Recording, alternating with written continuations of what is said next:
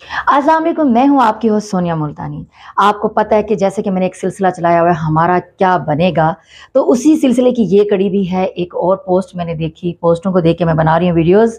तो पोस्ट देखी तो उसपे मुझे बड़ी हँसी आई। फ़नी है लेकिन हमारे हालात के मुताबिक है, जैसे हमारे हालात गुज़र रहे हैं, हमारा वक़्त गुज़र रहा है जैसे।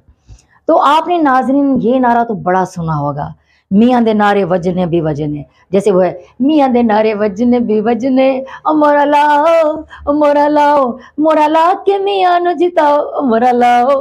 तो उसी पे वो जो गाना है जिस पे कहते हैं मियाँ दे नारे वजने भी वजने, तो उसी पे पोस्ट बनाई गई। पोस्ट ये थी कि मियाँ दे नारे वजन ना वजन, अवाम दी वज गई जे। मुझे हंसी आ रही है, मुझे हंसी आ रही है। तो कैसे बताऊँ आपको? खैर, आपको भी हंसी आएगी। जैसे आप ये पोस्ट देखेंगे तो आपको भी हंसी आएगी, आपके चेहरे पे स्माइल ज़रूर आएगी कि आपको कैसे पता चलेगा कि अवाम की वज गई है, क्योंकि आप जानते हैं कि वज गई है और पूरी अवाम इसका खमियाजा जो है ना भुगत रही है। वो ऐसे कि अब इस बात पे ना मेरे जहन में एक बात आई कि यार बात तो वाकई सही है। वो ऐसे कि अगर फ़र्ज़ करें पाकिस्तान में ये जो मौजूदा हुकूमत है इलेक्शन नहीं करवाती, अगर इलेक्शन नहीं कराती और अगर ये हुकूमत 5 साल अपने पूरे करती है, तो पता है क्या होने वाला है? अगर हुकूमत नवाज़ शरीफ की, नून लीग की हुकूमत 5 साल पूरे करती है, तो इस मुल्क में एक भी गरीब नहीं बचेगा। क्यों नहीं बचेगा?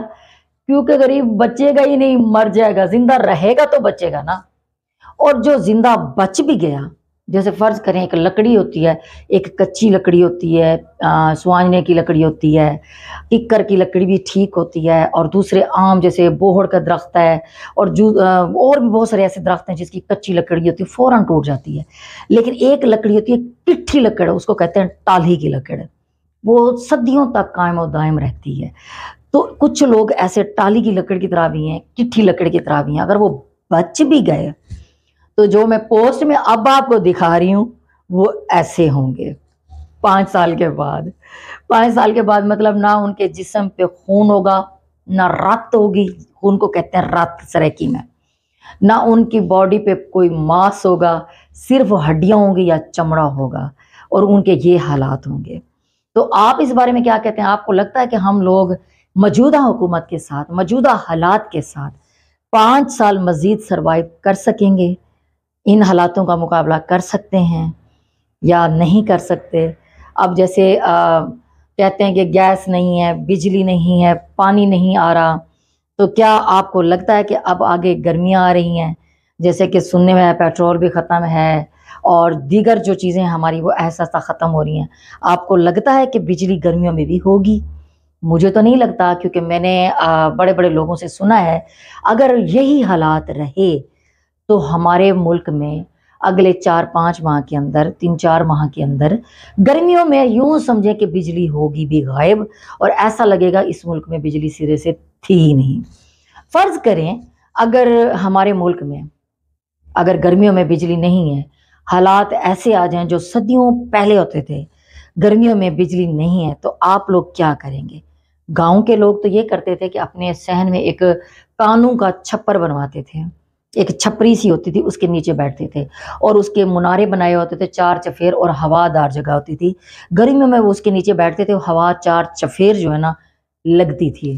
तो आप लोग जो शहर में बैठे हैं, जिनके घर बंद हैं और कोई दरख्त भी नहीं है, कोई सायादार जगह भी नहीं है, तो आप लोगों ने क्या प्लान किया है कि आप लोग कैसे अपनी हिफाजत करेंगे? यूपीएस भी इतनी देर काम नहीं करेंगे, एनर्जी सेवर प्लेट्स भी इतना काम नहीं करेंगी, क्योंकि एक बिजली का एक अलग निज़ाम होता है। तो आप लोग कैसे करेंगे? ये बताइएगा ज़रूर। आइडिया लगाएँ, मैं मतलब आप लोगों से पूछ रही हूँ। आइडिया लगाएँ कि आप लोग कैसे बंदोबस्त करोगे? तो इसी के साथ मैं आपको अब दूसरी पोस्ट बताती हूँ। नाज़रीन, जिसकी बकरी चोरी हुई हो,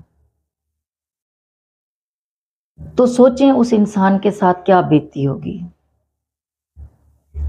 अगर किसी की बकरी चोरी हो जाए और उसे पता चले कि उसकी बकरी ना फर्श पे है ना अर्श पे है, सोचें ज़रा उसकी बकरी कहाँ है?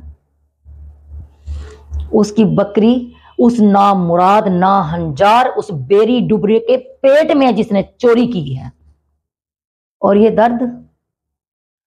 درد وہی جان سکتا ہے، یہ تکلیف وہی جان سکتا ہے جس کی بکری ہو۔ ناظرین، اس تکلیف کو میں جانتی ہوں کیونکہ اس تکلیف سے میں گزری ہوں۔ میری بھی بکری چوری ہوئی تھی۔ میری انتہائی خوبصورت گوری چٹی نیلی آنکھوں والی، سرہی دار گردن والی، اور اس کی آنکھ پہ کالا تل، اتنی پیاری میری بکری جیسے گھر سے باہر گئی کسی کتے کے بچے نے، بغیرت نے، نامراد نے میری بکری پکڑ لی اور اس کو ڈپ گیا، اس کو کھا گیا۔ سوچے میرے ساتھ کیا بیتی ہوگی۔ آپ کو پتہ ہے یہ دکھ میرا کیسے بحال ہوا؟ حالانکہ یہ دکھ میں پہلے بھی اپنے خبرہار پروگرام میں بتا چکی ہوں کہ میری بکریاں چوری ہوئی ہیں، میرا ایک بکرا بھی چوری ہوا ہے، لیکن آج میرے وہ زخم کیسے تازہ ہوئے میں آپ کو نہیں بتا سکتی، لیکن میں بتاؤں گی۔ آپ کو پتا ہونا چاہیے یہ تکلیف مجھے کیسے ہوئی ہے۔ مجھے آج بھی، آپ جانتے ہیں، مجھے آج بھی اپنی بکری خواب میں ملتی ہے، رو رہی ہے۔ میں اپنی بکریوں سے، اپنے جانوروں سے بہت پیار کرتی تھی، مجھے اپنے جانوروں سے بہت پیار تھا۔ میں نے اپنی بکریاں اپنے ہاتھوں سے پالی ہیں، ان کے لیے گھاس کاٹے ہیں، ان کے لیے چارے بنائے ہیں، ان کو اپنے ہاتھوں سے میں نے جا کے کھلائے ہیں۔ میں نے اپنے ہاتھوں سے اپنی بکریوں کو نہلایا ہے، شیمپو کیا ہے، ان کو کنگھیاں کی ہیں، ان کو جوئیں والوں شیمپو سے نہلایا ہے، ان کی بیماریوں والی دوائیوں سے ان کو میں نے نہلایا تاکہ ان کو کوئی بیماری نہ ہو۔ میں نے خود ان کی حجامتیں کی ہیں۔ سوچے میں اپنے جانوروں سے کتنا پیار کرتی تھی، اور میری بکری کو جس طرح بے دردی سے ذبح کر کے کھایا گیا میں آپ کو نہیں بتا سکتی۔ وہ نشئی تھا، کوئی کتے کا بچہ تھا جس نے میری بکری کو اٹھایا۔ آپ کو پتہ ہے یہ زخم آج کیسے بحال ہوا؟ کل میں نے ایک پوسٹ دیکھی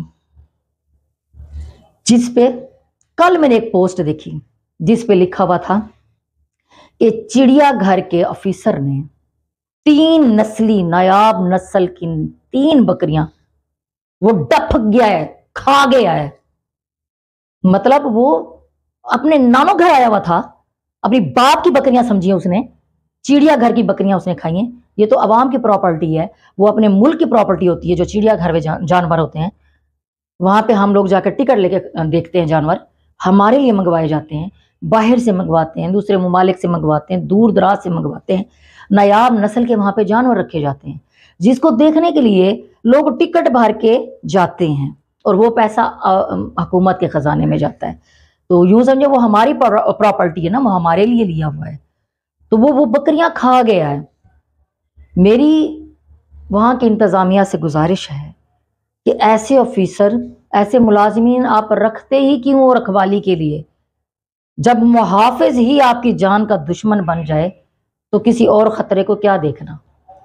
جب رکھوالی کرنے والا ہی آپ کا رکھوالا نہ ہو، آپ کا دشمن ہو، آپ کا قاتل نکلے، تو وہ رکھنا ہی نہیں چاہیے۔ میں اس قاتل کو جو بکریاں ذبح کر کے کھا گیا ہے، اس کو میرا بس چلے تو میں اس کو مار ڈالوں، ٹوٹ مویا تک کیڑے پونے شلا بھا لگی اور مار پونے تیرے ڈھٹ ڈھچ کیڑے پونے مروڑ اٹھنی تک جلاب لگے نا شلا تنک پتا مرے ہیں۔ میں آپ کو نہیں بتا سکتی، مجھے نا اس کلر میں مجھے وہ کلر یاد آ رہا ہے جس نے میری بکریاں پکڑی تھی۔ آپ کو پتہ ہے میں یہ بات نہیں بھول سکتی۔ یہی میں آپ کو پیغام دینا چاہتی ہوں، ایسا ملازم، ایسا آفیسر نہ رکھیں، ایسا رکھوالا نہ رکھیں جو بے ایمان ہو۔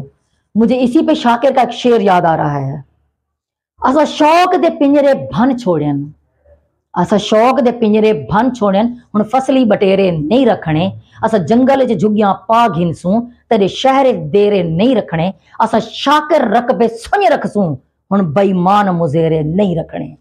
ناظرین، اسی کے ساتھ اگر آپ کو میری ویڈیوز پسند آئی ہوں، یہ ویڈیو پسند آئی ہو تو میری ویڈیو کو شیئر کیجئے گا۔